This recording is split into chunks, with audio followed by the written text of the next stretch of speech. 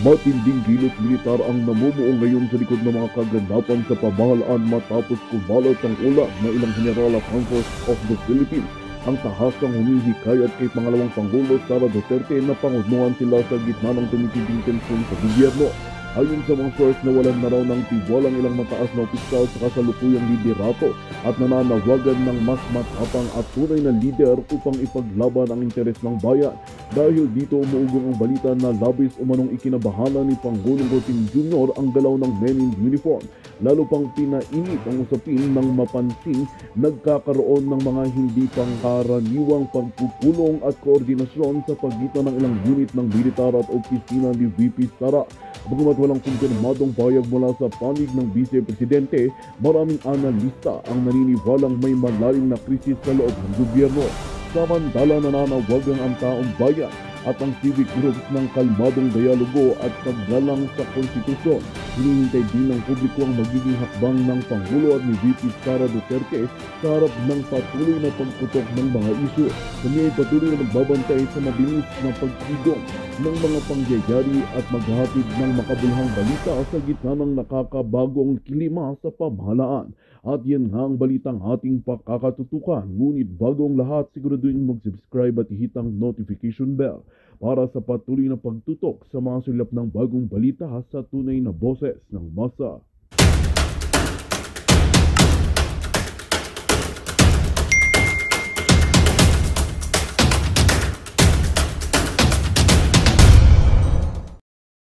Exciting. So, nagsalita ang Inday Sara na love you, President. Love you, Madam President. At tinatanggap yata yung boto. Or stated in another paragraph, sinasabi niya na although she parang was surprised. I am surprised. Bakit ganon ang naging resulta? Anyway, kino-congratulate niya. Ganon naman sa politics ng Pilipinas. Congratulate. So, sino ngayon ang lumusot na seemingly pro-Inday? Bongo, Bato, Marcoleta, and hopefully si Amy at si Camille Villar.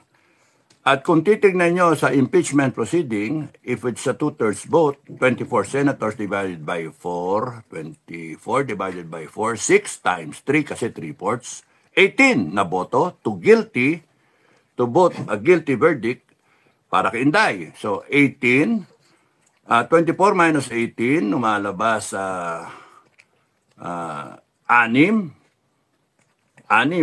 na ng pro-Inday. She needs 7. Basically, I stand corrected there. 3/4 vote. 24 divided by 4, 6 times 3. 18 senators voting guilty.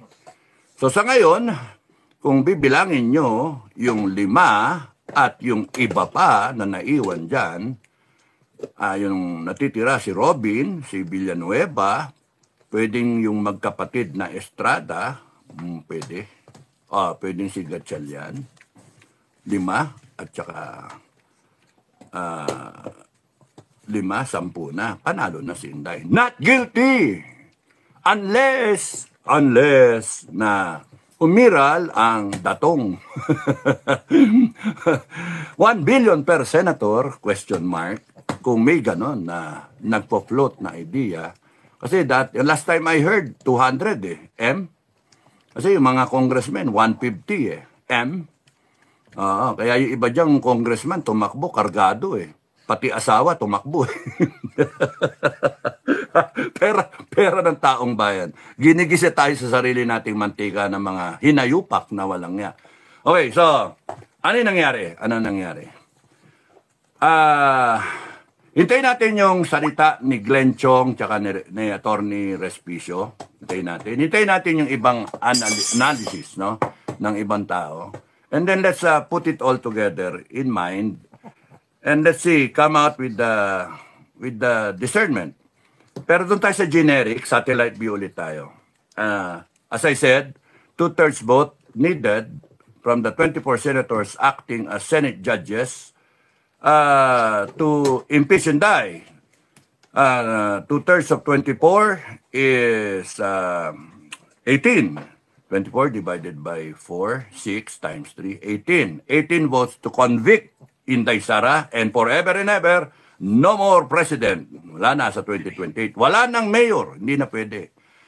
So, that's the question, yung susunod. Ang unang question, tatanggapin niyo ba ang resulta ng eleksyon? Pangalawang question, tatanggapin, may impeach ba si Inday Sara o hindi? And seemingly, sa ngayon, looks like, hindi siya may impeach. Kung ituloy man nila yan, merong boto si Inday coming from the old Senate and the new Senate. Sa ngayon, sa new Senate, may naasahan na 5. Hindi natin alam how yung iba will go. Bam Aquino is a liberal. Pati si Pangi, I don't know how they will vote. Siyempre, nandyan yung mga Tulfo. Malaman natin sa actual impeachment. And papanoorin natin kung matuloy yung impeachment. So far, kung titignan ninyo, may dating mga senator, ang sigurado ko doon, Robin and si Joel Villanueva. Yung iba, ganon. So, kailangan ng Inday Sara ng 7. So, ngayon, kung yung 5 na yan, solid ngayon, kasama si Camille at si Amy, kasama yung 3, Bongo, Bato, at Senator. Senator na, Senator na Marcoleta. Senator Marcoleta ay 5 plus yung 2, 7 na kaagad. So, to survive an impeachment trial, she needs 7 votes, no? Not 9, 7 votes. Mali yung ano ko ng 2/3. 2/3 to 3/4 vote. Kala ko 2/3. 3/4 vote dapat. 3/4 vote. So, 24 divided by 6 times 3 is 18. 24 minus 18 is 6. Panalo yung guilty. So, to offset that, kinakailangan merong 7. Ang question mark is, doon sa, sinabi ko sa inyo mga pangalan, na kunyari, 10, meron bang mag-abstain? Meron bang solid na not guilty? So, yun ang isipin nyo, sino yung solid na not guilty? Kung merong solid na not guilty, survive si Inday. So, will Inday be impeached? Question mark. Or will she become the 18th president? Now, within the year, or by 2028. So, yun yung mga yun yung mga bumukas. Now, how do you see yung election na nangyari? Kahit galit na galit tayo, griping tayo, inis tayo, gusto nating manakal, gusto natin, gano'n, lumabas yung bring out the monster in us. Na wala naman mangyayari. Quiet. Walang mangyayari. Kahit maglulumpasay ka, tatawanan ka lang. Kasi ngayon, celebration time ang Malacanang. Lalo na si Tamba, no? Nisip niya, victory! Victory! Victory! kasi yung iba, quiet. Ang iniisip niya, dadaanin nila sa pera. So, even if hypothetically abutin ng 1 billion ang isa, that's only 24 billion kung maglalaglag sila ng cash. Kasi sa isang nag-aambisyon na mawala at mabura ang ka-Inday, kahit 1B, pwede. Kahit 2B pa nga eh. Kasi that will only amount. O kaya 1B sa iba, yung iba, mas malaki. Parang tandaan niyo yung Senate investigation sa Lotto, no?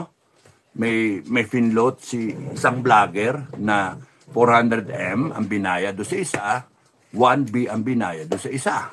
So iba-iba, depende yan sa yung kapritsyo ng binabayaran mo. So, yun yung danger lang doon. If kung pinaira ng pera-pera, nagaling yung pera sa inyo, sa atin. pera sa atin, pwedeng bumaliktad. Yun lang, 1B, mag-abstain ka lang. 1B, mag-abstain ka lang. Timbog ka, timbog. So, get some people to abstain so that, kumbaga, they cannot vote either guilty or not guilty, abstain na lang.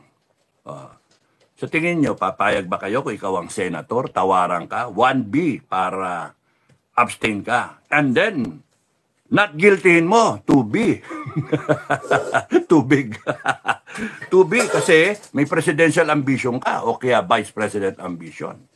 Ba, okay to, pagkakataon ko na to kasi hindi ko kikitain yung pera na yan. Pwede.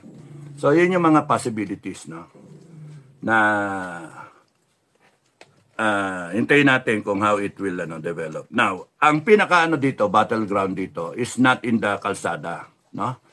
Ang battleground dito is sa taong bayan. Taong bayan talaga ang magde-decide sa fate ng country natin. Kayo, taong bayan ang magde-decide. Not me, not any leader, not Inday Sara.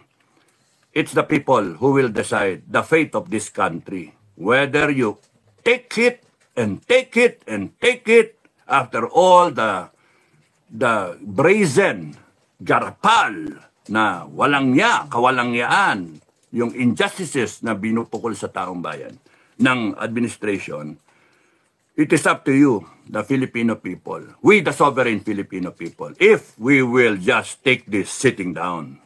Nasa inyo yun. So, ngayon, parang wala lang, wala lang sa taong bayan. Go back to my old job, yung ganun ba.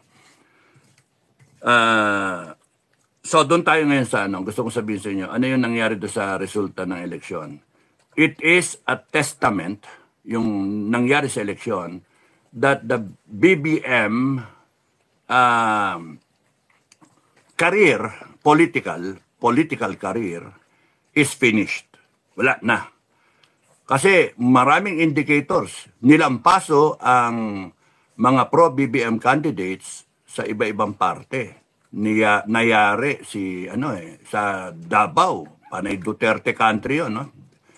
Yun yung isang nangyari. Doon sa ibang parte, pati sa na nangyari sa Congress, no? Yung mga TWADCOM na nangyari din.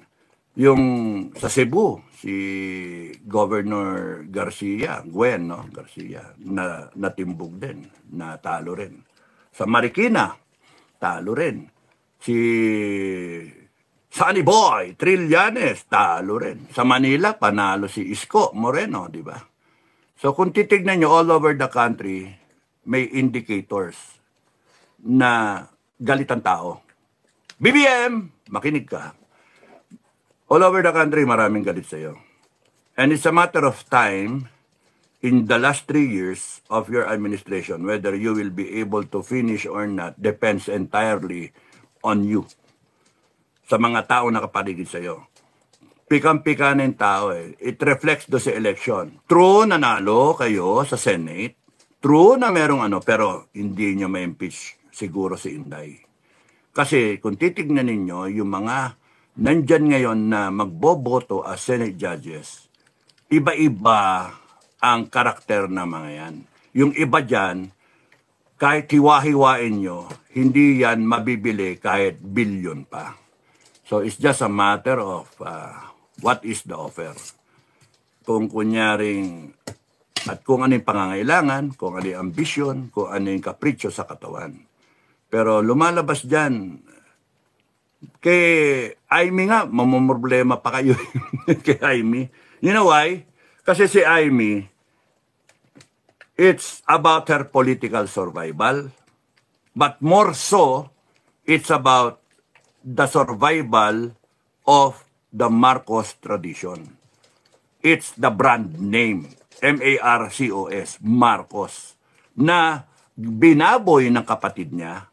And right now, si Amy Marcos should be in the mode of trying to recover yung pangalan ng Marcos para hindi mabura forever and ever sa history ng mga taong bayan. At maraming mga kababayan natin ay naniwala sa pagkaka-endorso ni Inday Sara kay Amy. Now, what is Amy supposed to do? She has to, nakita niya na when she stood on higher ground, when she stood by the Filipino people, the Filipinos loved it and voted for her. Kaya pumasok siya sa Magic 12. Prior to elections, nasa 15-15 lang siya, ganon, 13 pinakamataas. Alanganin, pero nung in-endorse na siya ni Inday, tumaas na nga siya. So, ang ebidensya, nanalo siya. That's why, I hope Amy Marcos realizes na yung binigyan siya ng tsansa ng mga kababayan, ng mga Pilipino, to redeem the name Marcos. It is all about Amy na ngayon. Hindi na tungkol sa kapatid niya. It's the Marcos name. It is her political survival.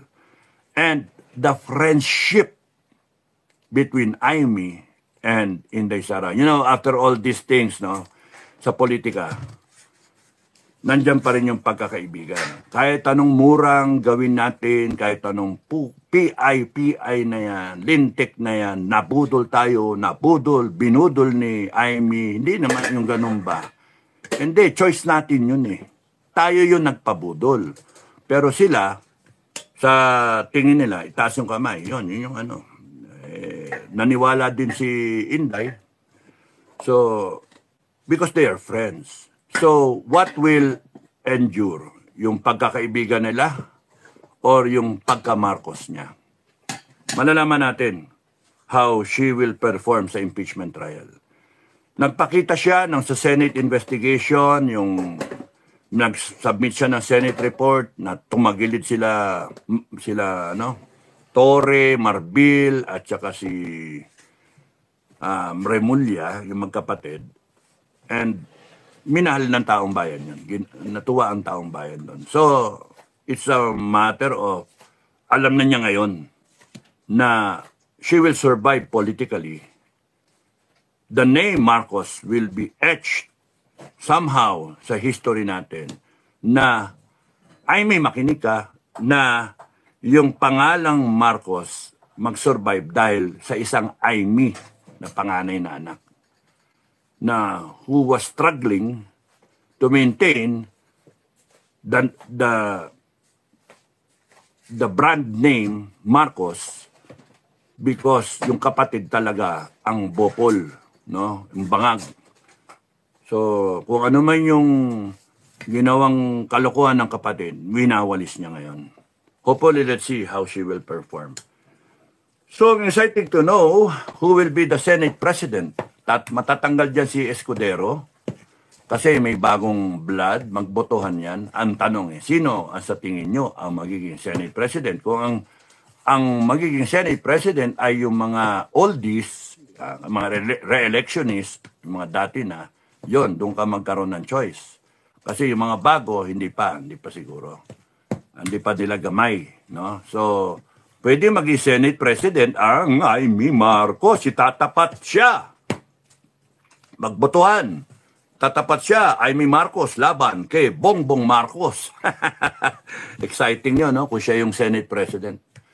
Or sino pa ba ang pwede? Not Robin, not sino pa ba dyan? Sino pa? Bongo, not really. Si Bato, not really. Bago pa si Marcolete, no? So makikita natin kung sino yung magiging Senate President, kung sino yung boboto nila. Yun ang isang exciting, sino yung tatapat nila. And then, because important, yung Senate President, because siya yung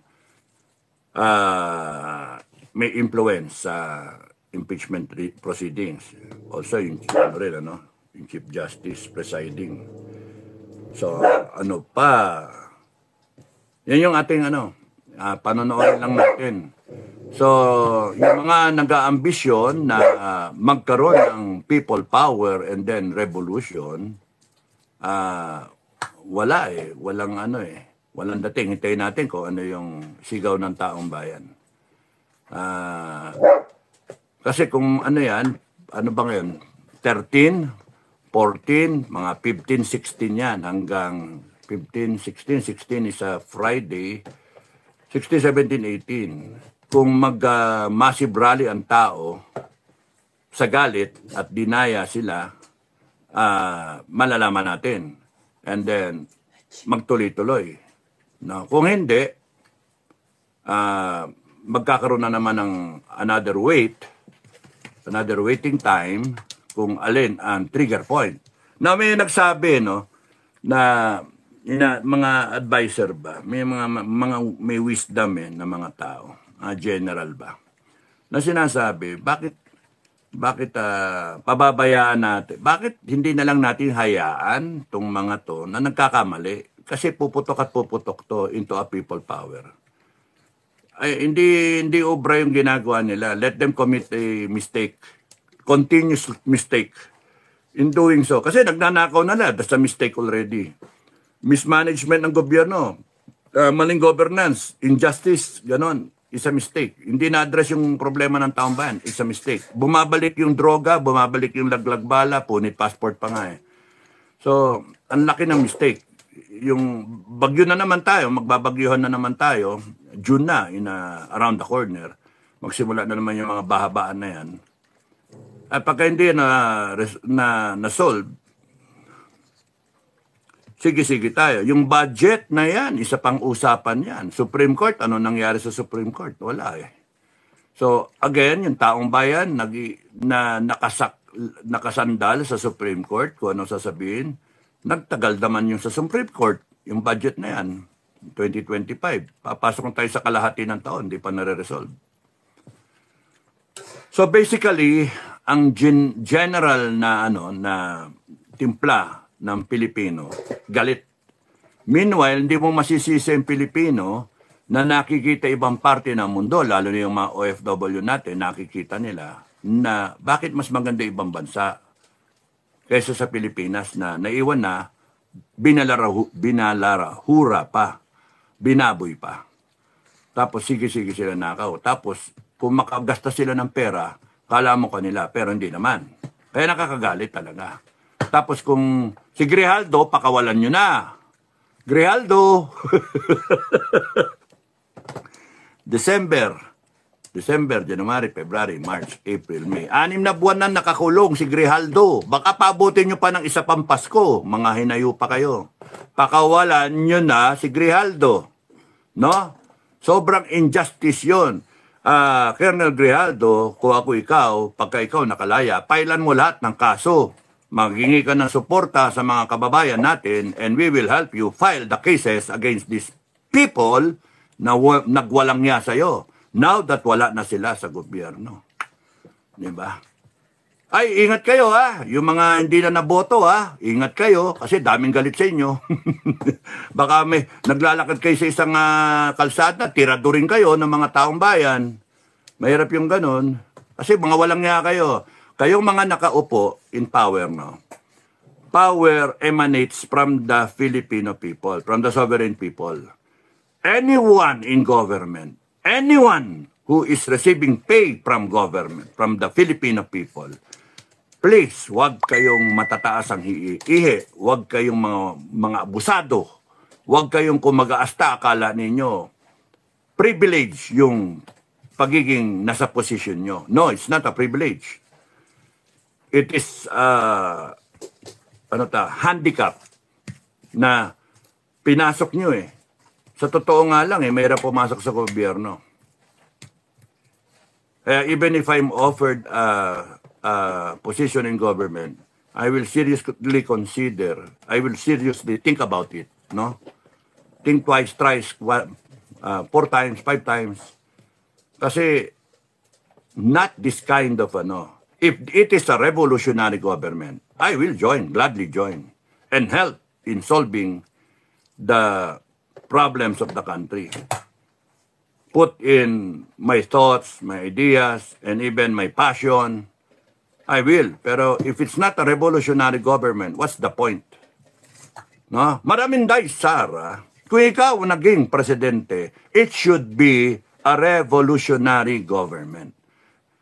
Kung gusto niya, ang people power, declare kami revolutionary government para sa iyo eh. We will pave the way. We will announce a revolutionary government. And we will announce already basic changes. We install right away the death penalty. Ganon. Para hindi ka na mag-isip. Wala kang magawa. Yun ang gusto ng taong bayan eh. We retire everyone na hindi namin konsulada. Kakalkalin namin lahat ng agencies. No? Maglalagay kami, mag-impose kami talaga ng parameters for the next government officials. Hindi pwede yung bumalik tayo sa ganito eh. Hindi pwede. So it has to be if you want change, it should be change for the better, change for good, no? Hindi yung kunwaring change of leadership lang, and then you do, ikot-ikot din, ganun din. Wala mangyayari. Wala mangyayari pagka ganun.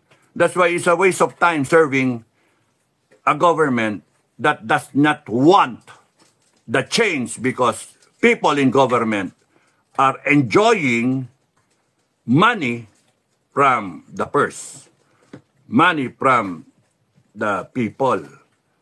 What makukurap lang eh. It has to be a revolutionary government where everyone wants real, genuine change. Hindi yung kunwaring palit-palit lang, kunwaring bagong Pilipinas, pero wala rin. No? We really have to do something about it because kung hindi, ganitong dada, tapos kwentuhan, galit, and then rally. Di pa ba kayo nagsawa sa rally? Dapat dyan, the last rally, the last people power, as I have blogged about, should be the last. Why? Why will it be the last? Because we will install changes that will not allow these things from happening ever again. Hindi na kinakailangan na pabalik-balik sa kalsada. Isang one-time, big-time, people power, isang rally na wakasan and then pagbabagong totoo. The people imposing, declaring a revolutionary government. Not Inday Sara. Not any leader. Not a junta. It's the Filipino people declaring a revolutionary government. We, the sovereign Filipino people. Doon kayo matakot. Because if the people nagising, nahimasmasan, PI kayong mga hinayo pa kayo eh. Sinusweldoan namin kayo. Nananahimik kami. Pinapahirap niyo yung buhay namin. Tingnan yung ginawa niyo sa PhilHealth, binaboy niyo. Tingnan yung ginawa niyo sa putragis na Congress na yan. Tinignan ko, bumoto ko, hanip yung party list eh. Daan eh. Tarantado. Tanang yan. Isa lang ka pwede iboto. Daan. Paano gusto kong marami ako iboto? Kasi yung Congress eh, inutil. Wala eh. Lokohan to eh.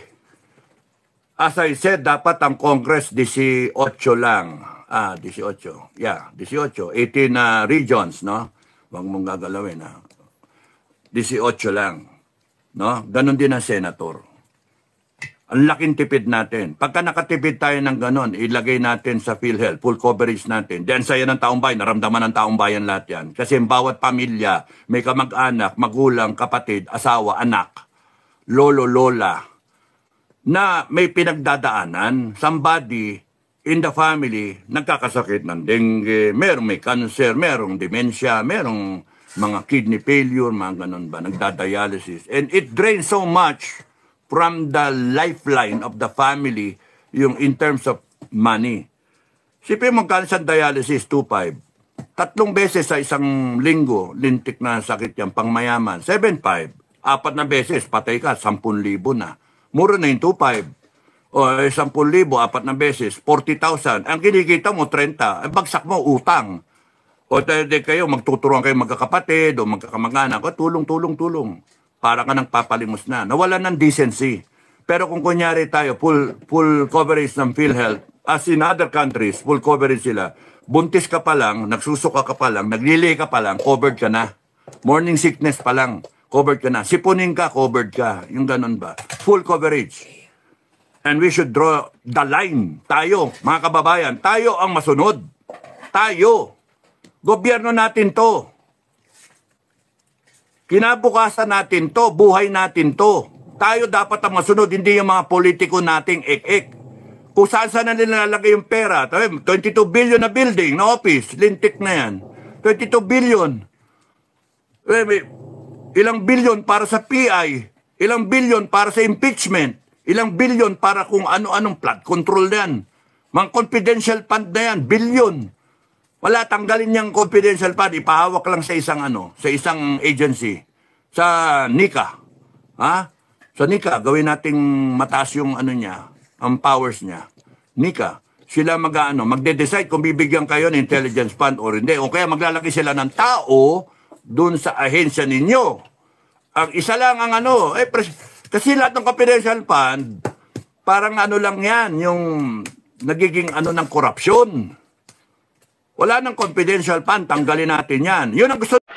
Magandang balita ang hatid namin sa inyo ngayong araw. Sa pagtatapos ng aming balitaan, nagbigay kami ng mga mahalagang impormasyon. Maraming salamat sa pagtutok at pagsuporta sa aming programa. Huwag kalimutang manatili sa mga susunod na araw para sa mga bagong balita at mga kwento na dapat nating abangan. Mula sa Boses ng Masa, magandang araw, Pilipinas!